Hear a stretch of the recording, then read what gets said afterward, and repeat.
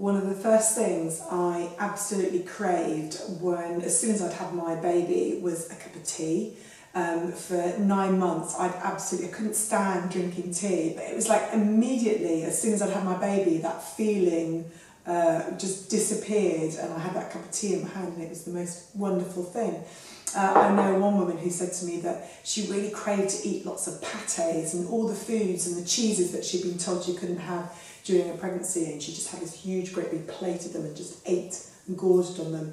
And I think that's one of the things that when you are postnatal, especially when you're breastfeeding, and breastfeeding makes you feel so hungry, it's almost like a license to go, right, I'm going to eat for the world. But the number of extra calories you can actually have, it's around 450 to 500 calories maybe when you're breastfeeding. Again, it sounds a lot. It's not a huge amount when you think about it. It's quite easy to consume that in the mealtime very, very easily. So in terms of calorie consumption, if you look at these Kit Kats here, each one of those is about 150 calories. So it wouldn't take you long to consume all of your 450 extra calories in one day.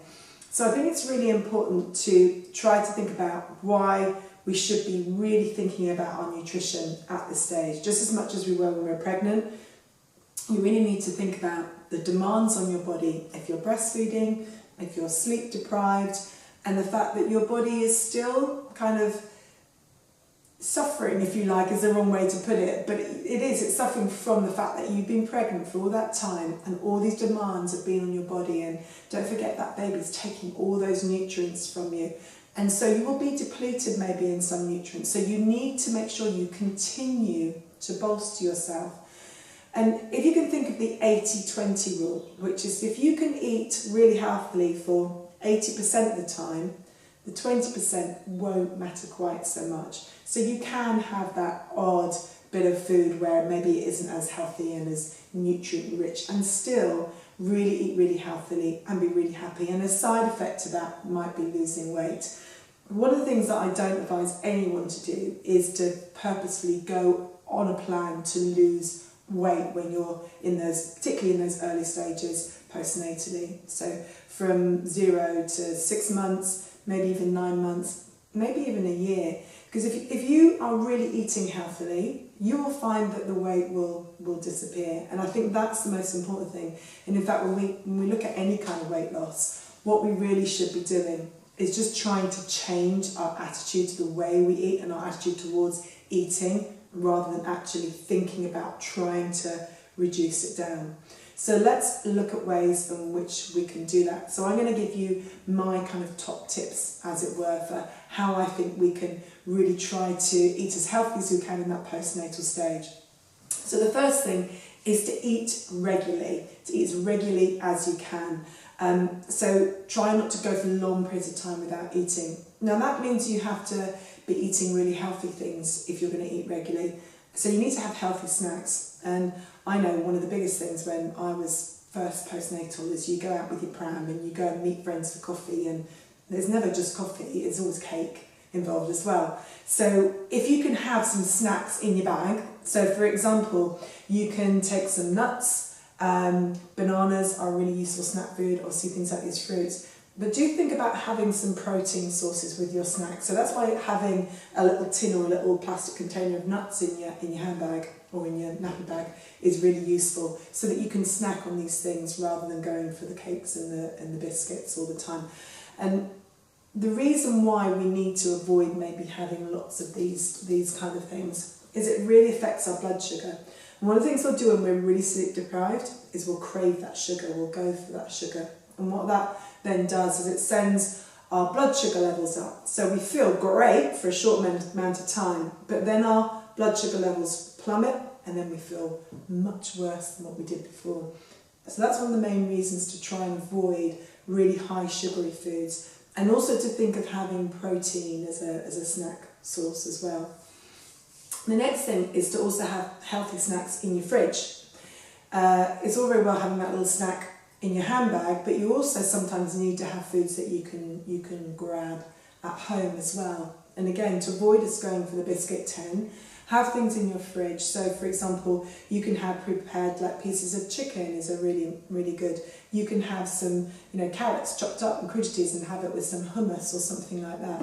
So make sure you have these things available to you. These edamame beans here as well are really useful as well to just have as a snack food. The next thing to do is just to say to yourself, I'm going to avoid all processed foods. Try to cook from scratch as much as you can. Anything that's been processed, the nutrient levels are not going to be so good. It may be full of sugar, maybe full of salt. And if you are trying to cook from scratch most of the time, it will help you to eat healthier. And if you are looking at your plate of food, we used to think of the food pyramid. I don't know if you remember the old food pyramid. We still have a food pyramid in recommendations, but the bottom level of that food pyramid always used to be full of things like whole grains, like these oats here, rice, things like bread, potatoes, all of those kind of sources of foods. Now, I say to people, look at your plate of food, and half of it should be full of this stuff, yeah? All of these fruits and vegetables. So half of it full of fruit and vegetables, a quarter full of your grains, so your oats here or your rice, and then another quarter should be your protein source, whether that's your meats or your nuts and pulses and beans, or your fish or your eggs. So rather than thinking of the majority of your plate being these sources of rice or your carbohydrates, make sure the majority of your plate is full of these things. And the reason why these are so important is because they carry all the nutrients. And one of the best ways to make sure you're getting all of the nutrients that you want is to think of a colour wheel.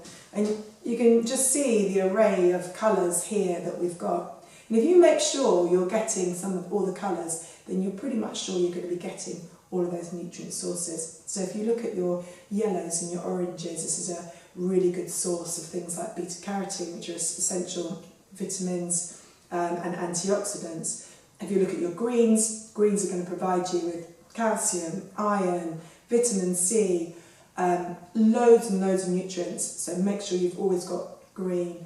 If you think of purples, these are important for flavonoids and other essential nutrients that you can get through those kind of colour ranges. Your reds, also important as well. We've got our raspberries and our red peppers here. You can get also things like your kiwi fruits, which are green but also a really good source of vitamin C, like the broccoli and the spinach are a good source of vitamin C. Also worth thinking about your whites as well. So these are really important for boosting your immune system and your health. So make sure you've got that big array of colours and you're always thinking about trying to look at different colour sources. So when you look at your vegetables on your plate, so your plate's half full of vegetables, think about getting as many colours in as you can. The other thing to think about is to check for deficiencies. We get checked during pregnancy all the time, so things like our iron, vitamin C, vitamin D, probably more than vitamin C, you can get checked during pregnancy. It's very unlikely that you will get it checked unless you ask for it postnatally.